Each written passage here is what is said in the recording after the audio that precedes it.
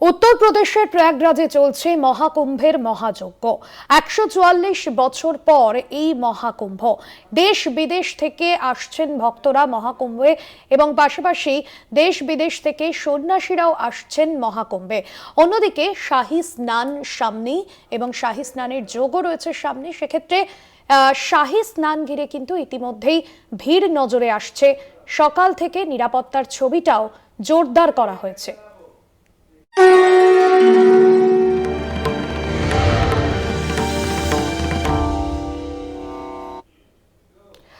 শাহী স্নান সামনে এবং নিরাপত্তার ছবিটাও আপনাদের সামনে তুলে ধরব। সেই ছবি আপনাদের সামনে তুলে ধরব এবং যে ছবি এই মুহূর্তে আপনারা দেখছেন, ভিড়ের মাত্রা কয়েক গুণ বেশি।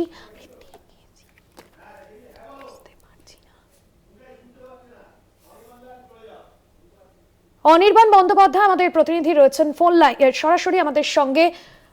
অনির্বাণ দা, শাহী স্নানকে সামনে রেখে নিরাপত্তা ব্যবস্থাও জোরদার করা হয়েছে। গতকাল থেকে ভিড় বাড়ছে, সেখানে কি ছবি নজরে আসছে? দেখো, সকালবেলাতে আজকে ঠান্ডা ছিল, হাওয়া ছিল, কিন্তু যত বেলা বাড়ছে রোদ বাড়ছে আর তার সঙ্গে পাল্লা দিয়ে বেড়ে চলেছে মানুষের ভিড়। আমরা গত কয়েকদিন ধরেই এই মহাকুম্ভের ছবি দেখাচ্ছি আমাদের দর্শকদের, কিন্তু আজকে কিন্তু ভিড় ছাপিয়ে যাচ্ছে। গোটা শহরে জ্যাম জট ছড়িয়ে পড়েছে, একটি গাড়িও এগোতে পারছে না এবং তার পাশ দিয়ে কোনো রকমে পাশ কাটিয়ে এগিয়ে চলেছে মানুষ মানুষ আর মানুষ। এর আগে শাহী স্নান হয়ে গিয়েছে মকর সংক্রান্তির দিন। এই আগামী শাহী স্নান হবে 29 তারিখ মৌনী অমাবস্যার তিথিতে, যেটিকে অত্যন্ত গুরুত্বপূর্ণ বলে মনে করা হচ্ছে। বৃহস্পতি, রবি, চন্দ্র এবং শনি জ্যোতিষ মতে এই 4 গ্রহ নক্ষত্রের অবস্থান মিলিয়ে কিন্তু এই কুম্ভ স্নান অনুষ্ঠিত হচ্ছে। আর সেই পবিত্র তিথিকে সামনে রেখে মানুষের ভিড় ক্রমশই বেড়ে চলেছে এই মহাকুম্ভ মেলায়। আমি দেখাচ্ছি আমার ঠিক পাশেই মহাকুম্ভ মেলার চত্বর, সেইখানে কিভাবে ভিড় ছড়িয়ে পড়েছে এই সকালবেলাতেই। এই যে অস্থায়ী ব্রিজ তৈরি করা হয়েছে, এই অস্থায়ী ব্রিজ দিয়ে কিন্তু মানুষের যাওয়া আসার কোনো বিরাম নেই।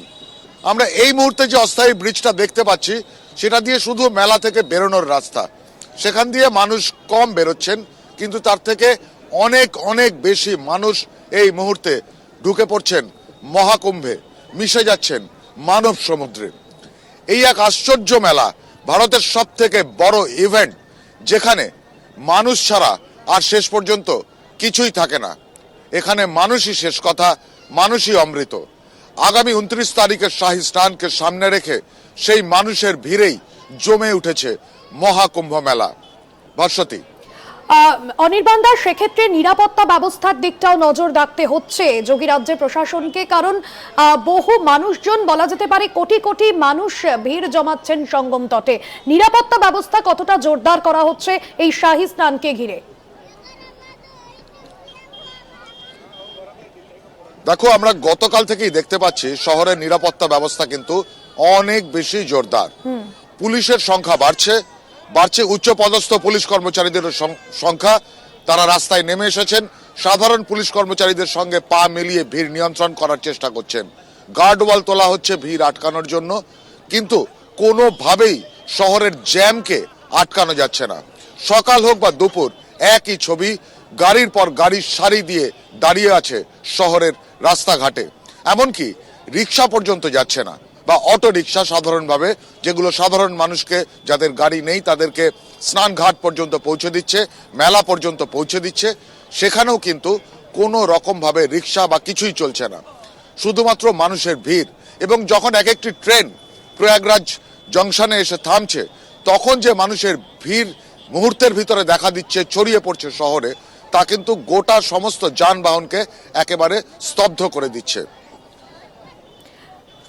একদমই ধন্যবাদ জানাবো অনির্বাণ দা তোমাকে। সরাসরি ছিলেন আমাদের প্রতিনিধি প্রয়াগরাজ থেকে অনির্বাণ বন্দ্যোপাধ্যায়।